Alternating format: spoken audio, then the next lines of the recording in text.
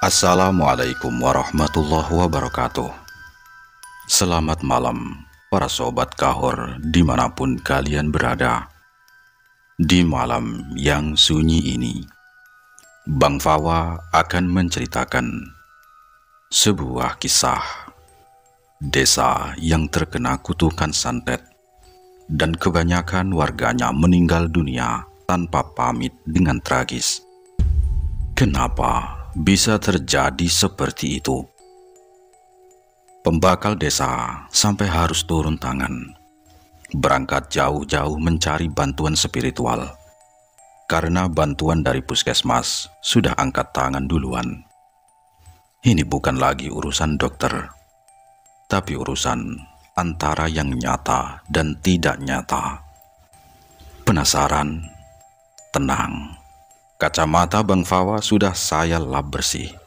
Siapkan kopi Anda, matikan lampu kamar, dan jangan lupa pakai selimut, karena kengerian yang akan saya sampaikan ini benar-benar bikin bulu kuduk berdiri. Langsung saja, mari kita simak kisahnya.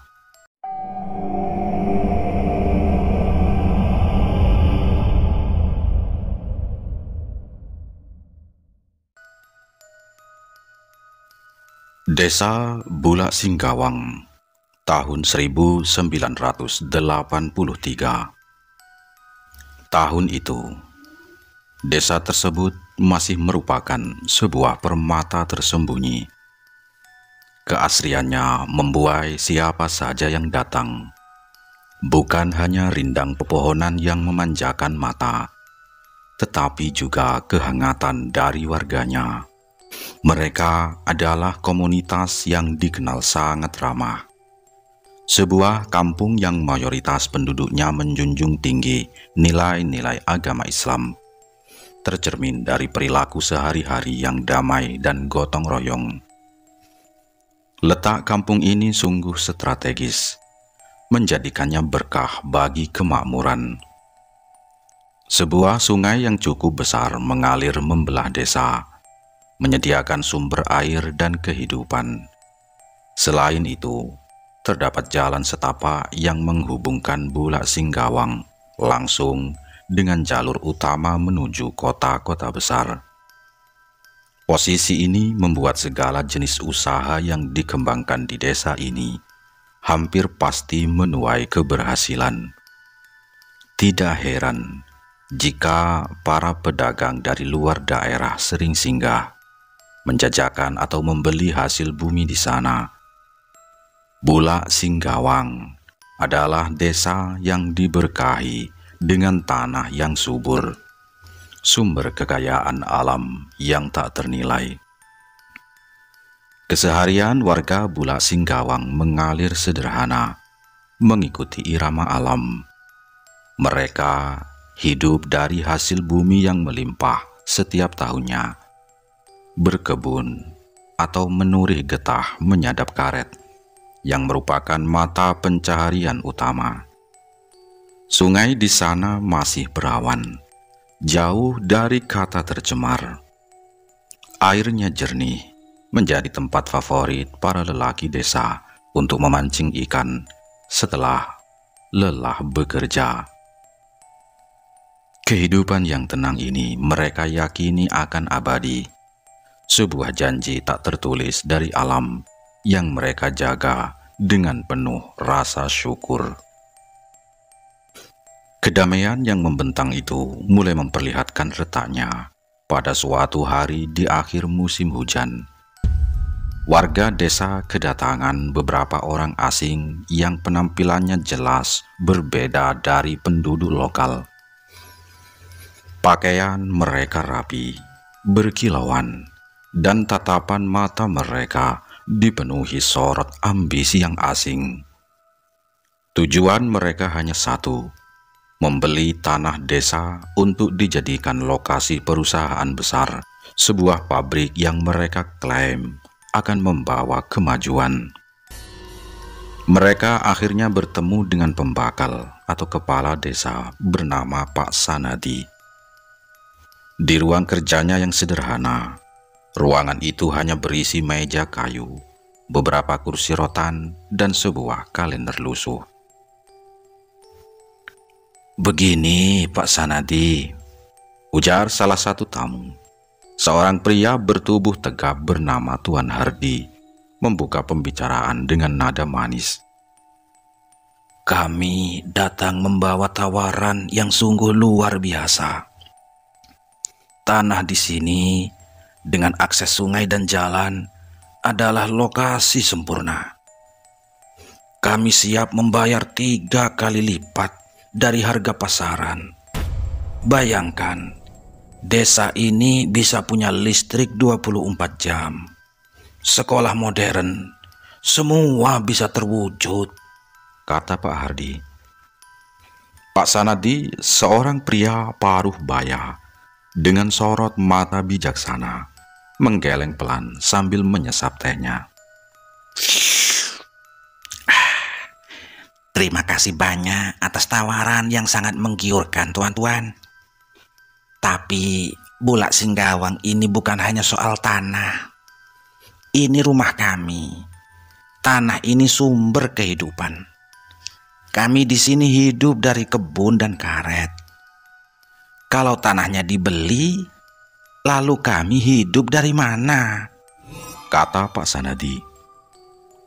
Awalnya para tamu masih mencoba merayu, menjanjikan pekerjaan dan keuntungan. Namun penolakan yang konsisten dari Pak Sanadi mulai mengikis kesabaran mereka. Wajah Tuan Hardi berubah keruh. "Pak Sanadi, Anda harus berpikir realistis," potong Tuan Hardi, nadanya mulai meninggi. "Ini adalah kesempatan yang tidak akan datang 2 kali. Kami sudah melakukan survei. Tanah ini sangat cocok. Jangan egois, Pak. Pikirkan anak cucu Anda. Mereka butuh kemajuan, bukan hanya getah karet," kata Pak Hardi. "Kemajuan tidak selalu berarti pengorbanan akar," balas Pak Sanadi tenang, menatap mata Tuan Hardi dan kawan-kawannya lurus-lurus. "Kekayaan kami adalah suburnya tanah ini.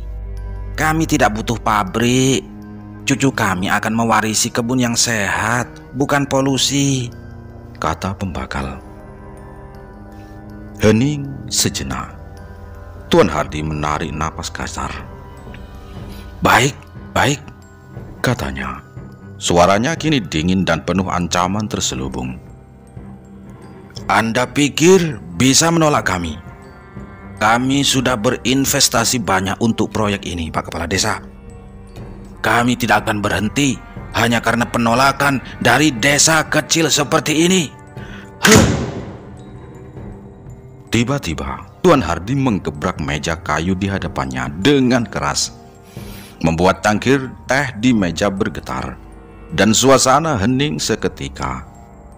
Ia segera berdiri, menarik napas dalam, dan melangkah cepat menuju ambang pintu, berbalik, dan menunjuk ke arah Pak Sanadi yang masih duduk tenang.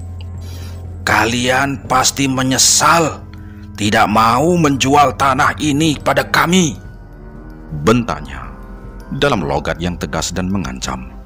Pak Sanadi hanya terdiam, membiarkan ancaman itu menggantung di udara. Ia menatap punggung Tuan Hardi yang menghilang di balik pintu. Kemudian ia menghela napas panjang.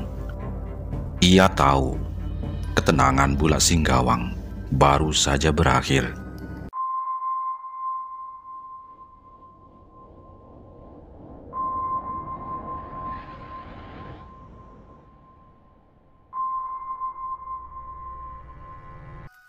Tiga hari setelah insiden penggebrakan meja oleh tamu asing, Pak Sanadi, sang pembakal Bulak Singgawang, segera mengumpulkan seluruh penduduk desa di balai pertemuan. Udara terasa berat dan raut penasaran tanpa jelas di wajah setiap warga. Mereka mendengar desas-desus tentang tamu berjas yang datang untuk urusan tanah. Pak Sanadi berdiri di depan, menatap wajah-wajah yang ia kenal sejak kecil. Ia menarik napas panjang. Saudara-saudaraku sekalian, saya kumpulkan kalian malam ini untuk membicarakan masalah yang serius. Masalah yang menyangkut nasib tanah tumpah darah kita. Salah satu warga yang dikenal paling berani, Pak Salim, mengangkat tangan dan bertanya dengan nada ingin tahu. Ia tidak menggunakan bahasa daerah lagi. Mau apa memangnya dia itu, Pak Bebakal? Kenapa sampai harus mengancam? Kata Pak Salim. Pak Sanadi mengangguk biasa. Ya, mereka mau membeli seluruh tanah desa kita ini. Rencananya, tanah kita ini akan dijadikan sebuah perusahaan besar. Mereka bilang itu kemajuan. Tapi saya tahu, mereka hanya ingin mengeruk keuntungan tanpa memikirkan kita. Jelas Pak Sanadi. Warga mulai berbisik-bisik. Wajah mereka menunjukkan kekhawatiran. Ibu-ibu yang biasanya tenang, kini terlihat resah. Seorang bapak tua yang dihormati di desa, Pak Idris, berdiri dengan tongkatnya dan bersuara lantang. Ia adalah sesepuh yang sangat mencintai kampungnya. Walau bagaimanapun, tanah dan air kita jangan sampai dijadikan tempat perusahaan mereka. Kita hidup dari getah dan kebun. Kalau tanah ini hilang, kita mau makan apa? Kita tolak. Kita harus jaga warisan leluhur kita, kata Pak Idris. Betul. Kami menolak keras, Bakal. Betul, sahut beberapa warga serempak. Pak Sanadi hanya tersenyum tipis.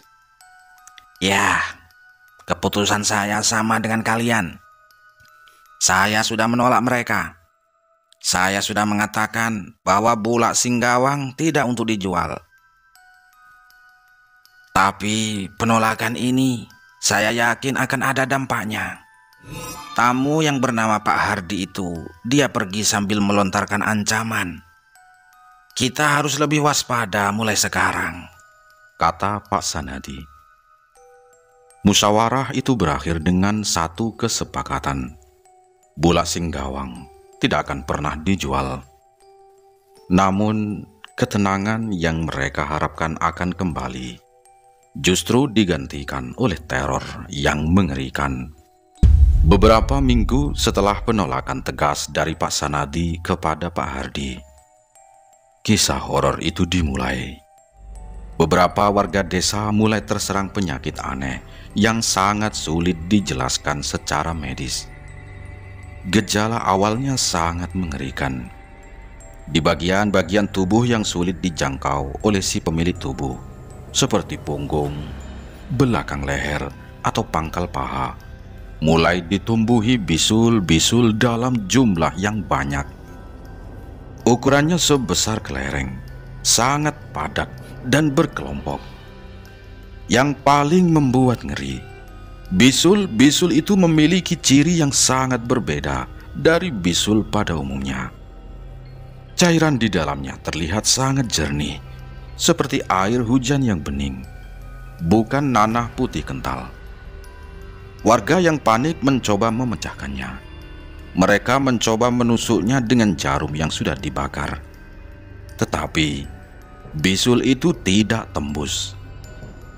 Aduh, bagaimana ini, Bu? Sudah saya tusuk sekuat tenaga. Jarumnya bengkok. Tapi bisul ini tidak mau pecah juga, keluh Pak Tarno, salah satu korban, kepada istrinya. Bisul itu sangat lembek, seperti balon yang diisi air. Tetapi anehnya, tusukan pisau dapur yang tajam itu tidak mampu merobek kulitnya. Bisul itu hanya bergoyang-goyang tanpa pecah. Hari demi hari, bisul-bisul itu semakin membesar. Warga yang sakit sudah dibawa ke rumah sakit di kota. Namun hasilnya selalu sama. Normal, kata dokter. Dokter kebingungan. Tidak menemukan virus, bakteri, atau penyakit kulit yang dikenal. Mereka hanya bisa memberikan pereda nyeri. Puncaknya tiba. Setelah berbulan-bulan bisul itu menyiksa para korban dengan rasa gatal dan sakit yang tak tertahankan. Tiba-tiba bisul-bisul itu pecah dengan sendirinya. Cairan yang keluar tidak lagi bening. Itu adalah cairan kental, menyerupai minyak atau lemak berwarna kuning kemerahan. Sangat busuk, baunya menyengat, membuat siapapun yang menciumnya mual. Setelah cairan itu keluar hingga benar-benar habis, pemandangan yang tersisa adalah lubang mengerikan. Bagian tubuh yang tertutup bisul kini berlubang hingga menampakkan bagian tulang di dalamnya. Keesokan harinya, warga yang mengalami hal tersebut dikabarkan meninggal dunia dalam tidurnya. Teror penyakit aneh itu terus berlangsung. Setiap minggu, ada saja warga yang terserang. Dan setiap bulan, Bulak Singgawang kehilangan warganya. Rasa resah dan takut kini menggantikan kedamaian yang ada. Warga mulai mendesak pembakal untuk segera bertindak. Pak Pembakal, kita tidak bisa diam jika begini terus keadaannya, seru Pak Joni, seorang pemuda yang baru saja kehilangan istri dan anaknya karena penyakit aneh tersebut. Matanya merah dan penuh amarah. Ini bukan penyakit biasa, ini jelas ada yang mengirim, tambahnya. Warga lain mengangguk setuju. Suara mereka gemuruh. Betul, betul. Ini pasti ulah si tamu asing itu. Dia pasti menggunakan cara kotor. Pak Sanadi mengangkat tangannya, meminta ketenangan. Iya, saya tahu maksud kalian. Kalian semua benar. Tapi kemana kita harus mencari pertolongan? Kota tidak bisa membantu. Ini di luar nalar dokter, kata Pak Sanadi. Pak Joni melangkah, menunjuk ke arah hutan di belakang desa. Di daerah sana ada seorang balian, dukun yang sangat sakti Pembakal. Dia sudah lama tinggal menyendiri di sana. Kita harus coba jemput dia. Dia mungkin tahu cara menghentikan ini, kata Pak Joni. Pak Sanadi mempertimbangkan usulan itu. Menghubungi orang pintar adalah pilihan terakhir. Tetapi nyawa warganya lebih penting. Baiklah, kalau begitu. Saya dan kamu, Joni. Kita berdua akan berangkat menjemput balian itu. Dan ada juga beberapa warga yang lain yang menemani kita. Kita harus cepat. Ia lalu menatap seluruh warga yang berkumpul. Malam ini juga, kalian semua bawa warga yang tersisa mengungsi dulu ke desa sebelah. Bawa yang penting saja. Jangan ada yang tinggal di sini sampai saya kembali membawa penyelesaian. Saya tidak mau ada korban lagi, kata Pembakal. Semua warga terdiam, lalu serempak mengangguk. Mereka tahu keputusan ini adalah satu-satunya jalan.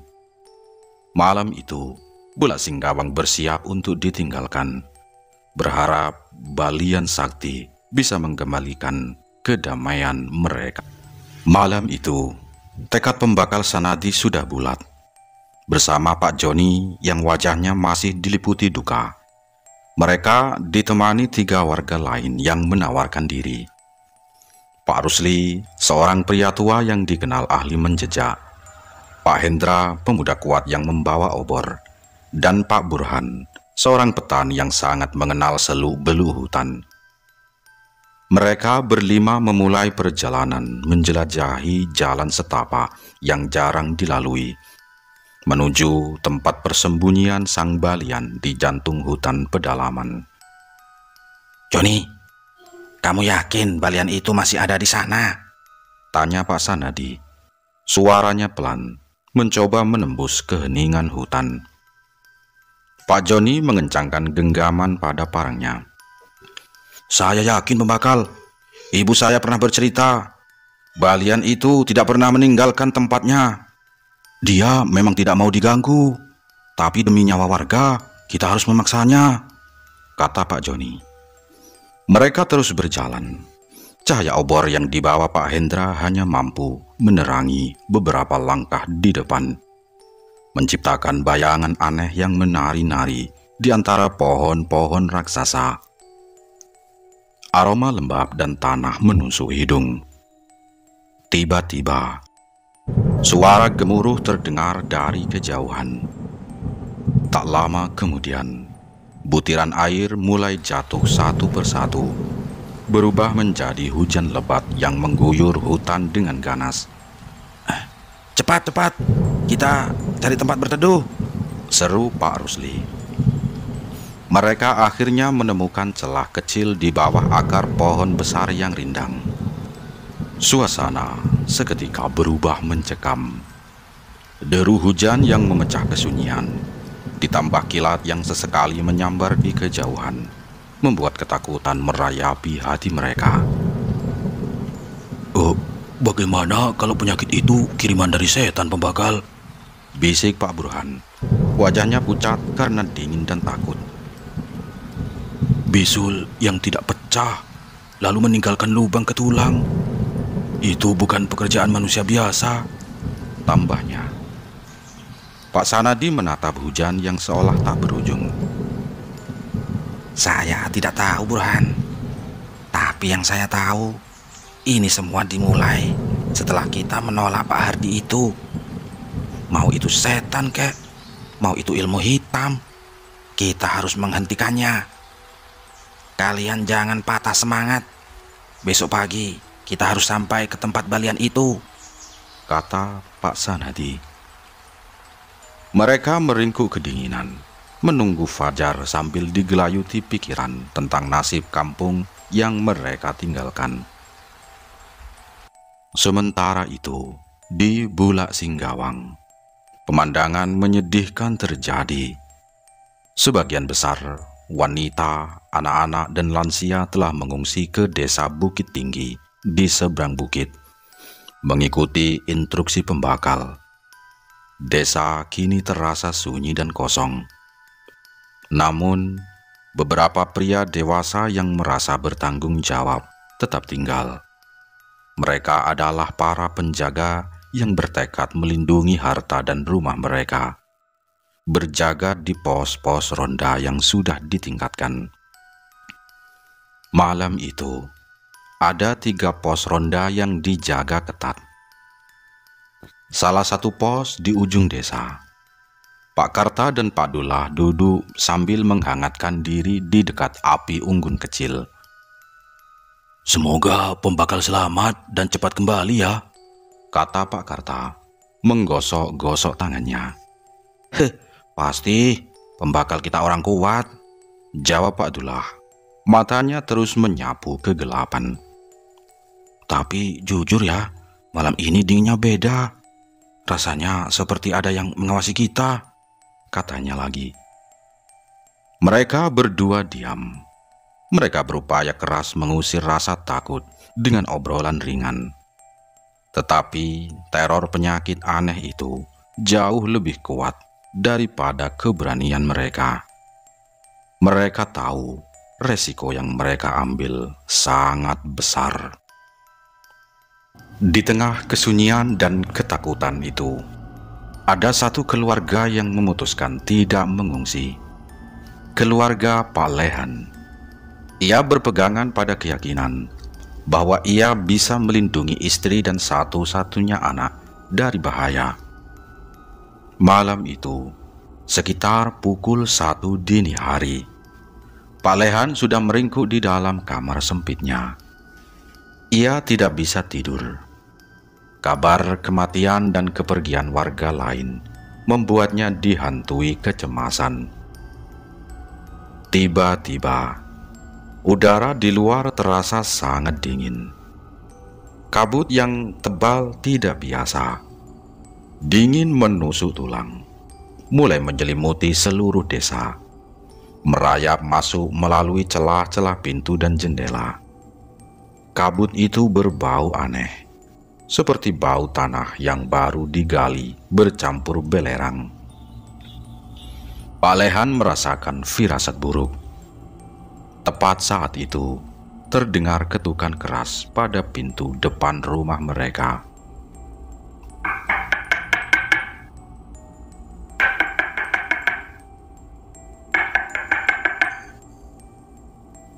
Ketukan itu cepat, berulang, dan terasa mendesak. Pak Lehan segera bangun. Tubuhnya gemetar. Ia berjalan perlahan ke pintu dan mengintip melalui celah kecil. Tidak ada siapa-siapa di luar. Hanya kabut putih tebal yang bergulung-gulung, seolah-olah kabut itu sendiri yang mengetuk. Ia kembali ke kamar, mencoba menenangkan diri. Mungkin hanya angin, Bu, bisiknya kepada istrinya yang sudah terbangun. Namun, tak lama setelah ia berbaring, seluruh badannya tiba-tiba terasa panas, mendidih, dan sangat gatal. Pak Lehan panik. Ia menggaruk-garuk tubuhnya dengan brutal. Aduh, panas sekali, Bu. Aduh, gatal. Badan saya rasanya seperti terbakar dari dalam. Rintihnya. Istrinya terkejut. Ia melihat suaminya mulai menggaruk hingga kulitnya memerah. Mereka berdua terperangkap. Mau minta tolong, seluruh warga sudah mengungsi. Pos ronda terdekat pun terlalu jauh untuk dicapai dengan keadaan Pak Lehan yang sudah kesakitan. Ya Tuhan, apa yang terjadi? Lehan, jangan digaruk terus, jerit istrinya. Dalam hitungan menit, kulit Pak Lehan yang digaruknya mulai melepuh secara masif, seperti tersiram air keras. Bisul-bisul yang sama yang dialami korban sebelumnya muncul dengan cepat. Tetapi kali ini prosesnya jauh lebih instan dan ganas. Pak Lehan menjerit kesakitan. Suaranya tertahan.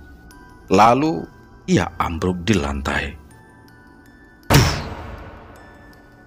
Dalam keheningan kabut yang semakin tebal, Pak Lehan tewas dengan kulit yang melepuh.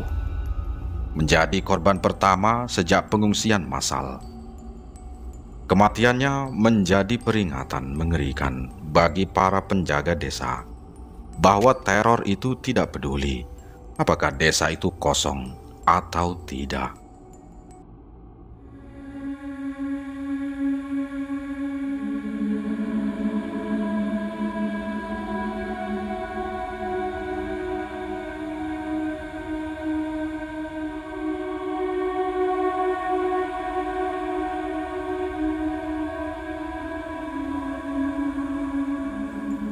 Setelah 2 hari perjalanan yang melelahkan, melewati hutan dan dingin, akhirnya pembakal Sanadi bersama Pak Joni, Pak Rusli, Pak Hendra, dan Pak Burhan tiba di pondok tempat tinggal sang Balian. Hari sudah gelap ketika mereka sampai di sebuah rumah panggung sederhana yang dikelilingi pagar bambu. Seorang pria tua berambut gondrong dengan mata tajam dan senyum lebar keluar menyambut mereka. Dialah yang mereka cari, Amang Kadir. Amang Kadir segera mempersilahkan mereka masuk. Setelah mereka duduk, Amang Kadir meletakkan teko dan beberapa cangkir di meja. Ia menatap pembakal Sanadi dengan senyum yang penuh arti. "Kalian Islam ya?" tanya Amang Kadir pelan. Ia kemudian menunjuk ke arah teko air. "Apa kalian ragu meminum air bikinan kami ini?" tanya lagi. Pembakal Sanadi segera menjawab dengan sopan. Kami terserah Amang aja. Kami percaya niat baik Amang, kata pembakal. Amang Kadir tertawa kecil, membuat suasana tegang menjadi sedikit mencair. Ya. Soalnya di dalam ceret itu tidak mungkin juga kami memasukkan daging babi, kata Amang Kadir. Di wilayah seperti pedalaman Kalimantan Tengah, menjunjung tinggi toleransi adalah tradisi. Jika bertamu ke rumah orang yang berbeda keyakinan, tuan rumah akan selalu bertanya tentang minuman. Bahkan seringkali menyediakan gelas dan ceret yang khusus dibeli baru demi menghormati tamu muslim mereka. Sikap Amang Kadir ini menunjukkan penghormatan yang mendalam terhadap keyakinan tamunya. Kalau boleh saya tahu, apa maksud kalian jauh-jauh datang ke sini, menembus hutan di tengah hujan? Tanya Amang Kadir sambil menyajikan ubi rebus hangat. Wajah pembakal Sanadi berubah serius. Ia menceritakan semua yang terjadi di Bulak Singgawang. Mulai dari penolakan terhadap Pak Hardi, munculnya bisul aneh, hingga kematian tragis para warganya. Begini Mang, di desa kami warga terkena penyakit yang tidak biasa. Sangat aneh, seperti bisul yang tidak pecah. Tapi setelah pecah, orang yang terkena penyakit itu meninggal dunia, ujar pembakal Sanadi. Suaranya tercekat. Pak Joni dan yang lain hanya mengangguk, membiarkan pembakal Sanadi menyampaikan penderitaan mereka. Amang Kadir mendengarkan dengan seksama, sesekali memejamkan mata. Ketika pembakal selesai, Amang Kadir menghela napas panjang. Ya. Kalau begitu keadaannya, berarti warga desa kalian terkena santet berantai, kata Amang Kadir. Matanya kini menatap jauh. Santet berantai? Santet seperti apa lagi itu, Mang? Tanya pembakal Sanadi cemas. Santet ini berbeda. Biasanya ada sesuatu yang sudah ditanam oleh orang yang mengirimnya di tanah desa kalian. Entah itu paku, tulang, atau benda lain yang sudah dimantrai. Energi jahat itu menyebar perlahan, menyerang satu persatu hingga tujuannya tercapai, kata Amang Kadir. Lalu bagaimana cara menghilangkannya, Mang? Tanya pembakal Sanadi. Suaranya penuh harap. Orang yang mengirim santet itu kira-kira apa tujuannya dan apa keinginannya, Mang? Kenapa sampai warga desa yang jadi korbannya? Tanya pembakal Sanadi geram. Ia yakin semua ini ulah Pak Hardi. Amang Kadir menggeleng. Entahlah, sulit dijelaskan. Bisa jadi orang ini iri, atau bisa jadi karena niat jahat terkait tanah. Nah, maaf sekali ya, kami ini hanya bisa menyediakan ubi rebus saja untuk kalian malam ini, kata Amang Kadir menyela, kemudian tersenyum.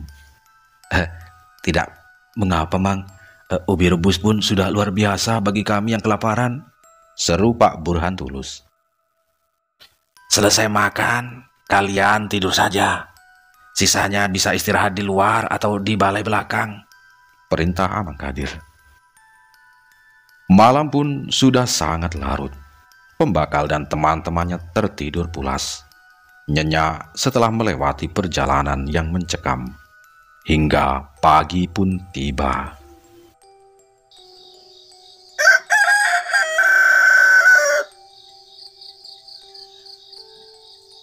Keesokan paginya, Amang Kadir sudah menyiapkan kopi dan sarapan. Sudah bangun ya? Sapa Amang Kadir ramah. Benar-benar nyenyak sekali tidur malam ini, Mang, jawab pembakal Sanadi sambil meregangkan badan. Ayo, minum kopi dan sarapan dulu, ajak Amang Kadir. Ia mengambil posisi duduk, dan suasana kembali menjadi serius. Tadi malam, saya coba melihat desa kalian. Ujar Amang Kadir. Energi jahatnya terlalu kuat. Dan itu bukan hanya dari satu orang. Jadi bagaimana, Mang? Bisakah Amang ikut kami dan membersihkan desa kami? Tanya pembakal Sanadi mendesak. Ya, saya akan ikut, jawab Amang Kadir. Mereka pun segera bersiap untuk kembali ke Bulak Singgawang. Namun, belum sempat Amang Kadir melangkah beberapa puluh meter dari rumahnya, tiba-tiba dadanya terasa sakit yang luar biasa. Ia tersentak memegangi dadanya dan meronta-ronta kesakitan. Aduh. Amang, ada apa, Mang? Seru pembakal Sanadi panik. Mereka segera memapah Amang Kadir kembali ke dalam pondok. Amang Kadir terbaling lemah. Wajahnya pucat pasi. Maafkan saya, pembakal. Saya memang sedang sakit-sakitan belakangan ini. Mungkin saya sudah tidak sanggup lagi untuk melawan ilmu sekuat ini. Kekuatan saya sudah menipis, kata Amang Kadir. Meskipun kecewa, pembakal Sanadi mencoba menenangkan. Tidak apa-apa, Mang. Kesehatan Amang yang utama. Dengan sisa tenaganya, Amang Kadir mengambil pena dan kertas, lalu menuliskan sebuah surat. Dengarkan, saya baik-baik. Saya punya seorang teman lama. Dia seorang kiai muslim yang punya pesantren. Tetapi ia tinggal di luar kabupaten yang cukup jauh. Kekuatannya, ilmu agamanya jauh di atas saya. Hanya dia yang mungkin bisa menolong. Bawa surat ini kepadanya, kata Amang Kadir dengan suara yang lemah. Pembakal Sanadi menerima surat itu dengan tangan gemetar. Belum sempat ia mengucapkan terima kasih, Amang Kadir memejamkan mata. Tak lama kemudian, Amang Kadir pun meninggal dunia. Kesedihan dan keputusasaan menyelimuti pembakal Sanadi dan rombongannya. Harapan terakhir mereka telah pergi, dan kini mereka harus menempuh perjalanan yang lebih jauh lagi, membawa surat berisi harapan dari seorang balian yang telah tiada. Demikian dulu cerita ini, para sobat, dan kita akan melanjutkan di video berikutnya. Wassalam.